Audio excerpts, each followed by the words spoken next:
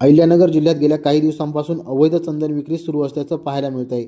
नाशिकच्या पळसे साखर कारखान्यातून चंदनाची विक्री करण्यासाठी एक इसम नांदूर शिंगोटे मार्गे श्रीरामपूरकडे येत असल्याची गोपनीय माहिती लोणी पोलीस ठाण्याचे पोलीस निरीक्षक किरण कुमार कबाडी यांना मिळाली होती।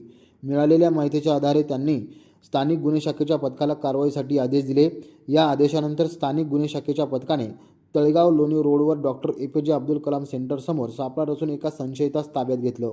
हनुमंता मोरे असं पोलिसांनी ताब्यात घेतलेल्या संशयिताचं नाव आहे। पोलिसांनी त्याची कसून चौकशी केली असता त्याच्याकडून एक 4 चाकी, एक मोबाईल, काही चंदनाचे लाकडं असा एकूण 5 लाखांचा मुद्देमाल हस्तगत केला।